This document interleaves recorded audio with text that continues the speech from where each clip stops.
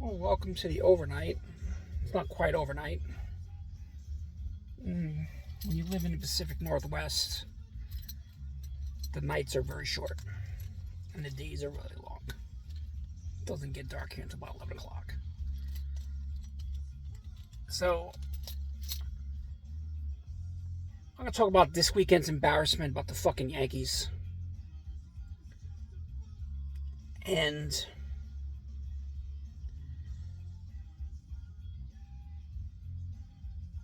to score 4 runs in that park, which was like they said it was like the first time in 103 years they scored that low a fucking amount of runs, is embarrassing. You know, Aaron Boone has a knack of cooling people off. You give Judge an off day, and Judge has done absolutely. He's 1 for 13 or 1 for 12, 1 for 13 with 10 strikeouts, 10 or 11 strikeouts. It's just fucking. It's just fucking. And Friday night's game. Yes, they got hosed by the umps in extra innings. But they suck in extra innings on the road. They have the worst record in extra innings on the road since in the last 5 years. But when you really think about it, if Austin Wells actually can catch, they probably would have won the game, 1-0. Because thanks to his glove, because he couldn't get the ball, he got the ball popped out of his glove, that he would have, trying to throw a runner out at second, and then that led to a run. And then the foul tip, which he should have caught for strike 3 on Narvaez. And I'll talk about Narvaez in a second, how he's butchering this, he's haunting this fucking team. And then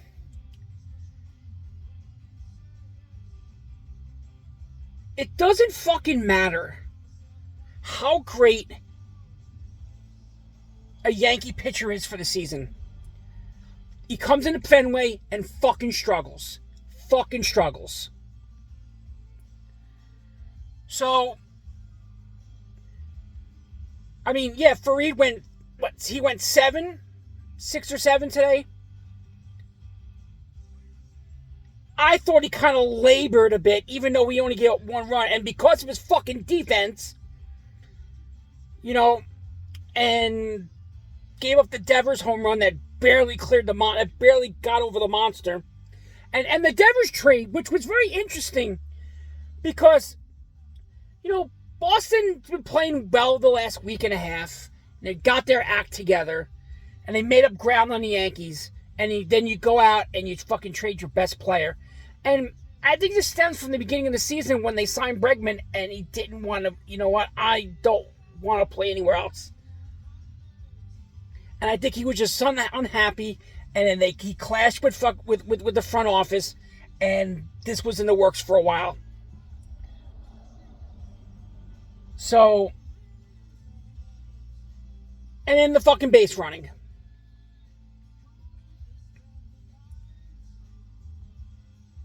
When this team had a fucking rally, and then they made a fucking base running blunder. Yesterday was Dominguez, today was fucking Ben Rice. At least Dominguez owned up to it and said,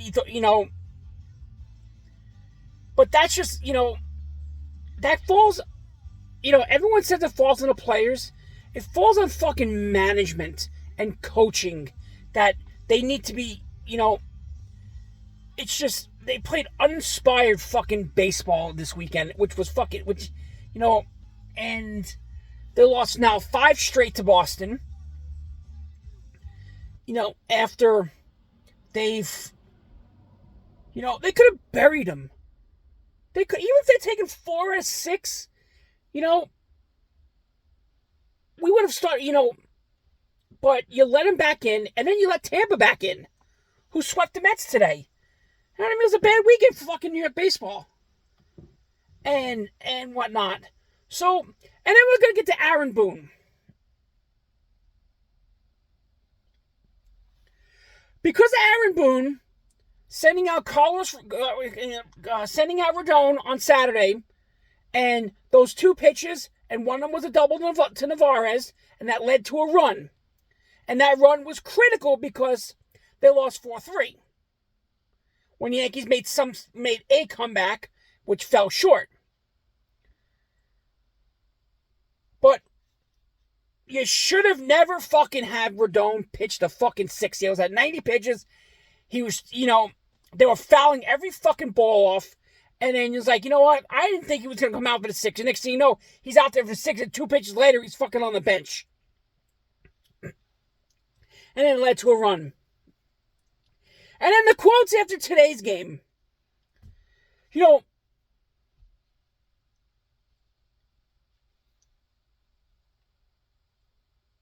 Yes, you got fucking swept.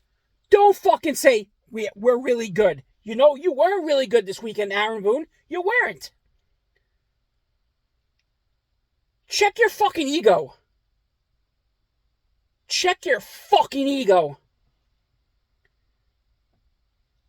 And Aaron Boone is the reason why this team will never win a title.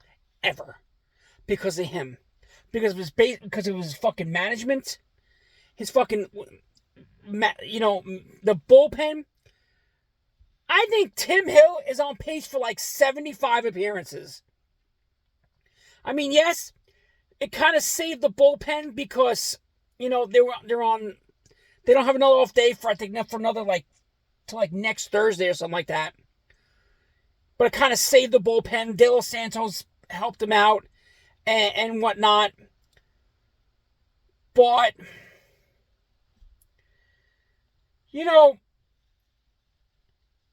if this bullpen is going to, why'd you bring up Scott Efros if you're not going to fucking utilize him? And you know what's going to happen this week? This week they're going to fucking, take 2 out of 3 from Anaheim, or even sweep them.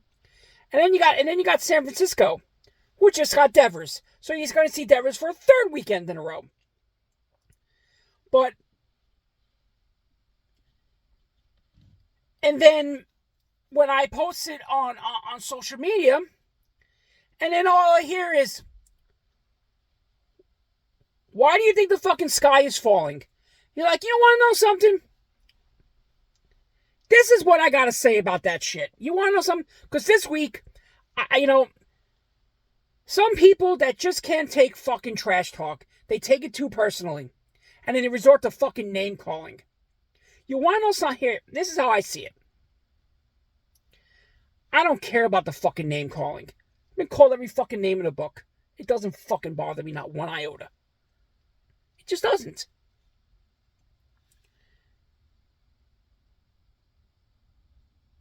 But if you take it too fucking seriously, and especially the people who I've never had a problem with, never.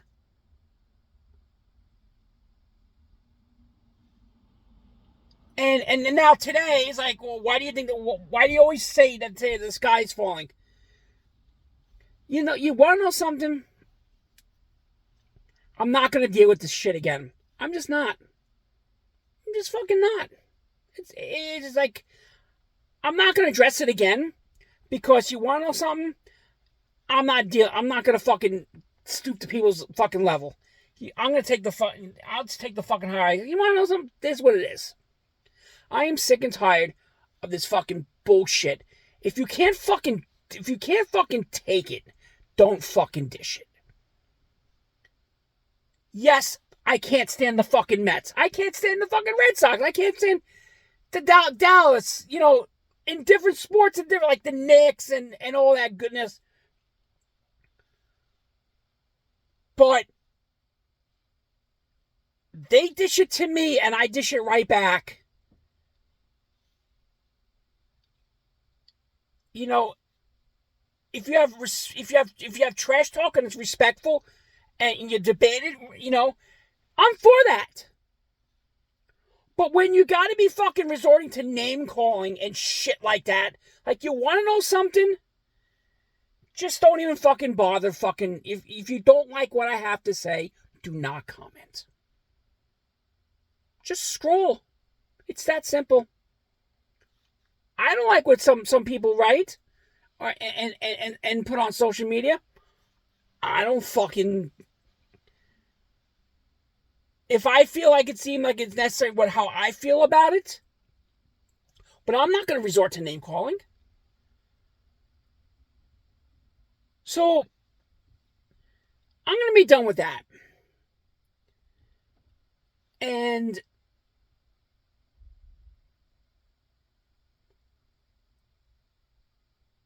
this weekend's it was an embarrassment. And especially when you have former Yankees haunt this team. You know, look at the pay like Ref Schneider, Weissert, Justin Wilson, Chapman, and you got Carl, and then you have Navarez, who the Yankees fucking traded for fucking nothing. And we have, to me, how I see it is, we have no right-handed catcher that's a right-handed bat. And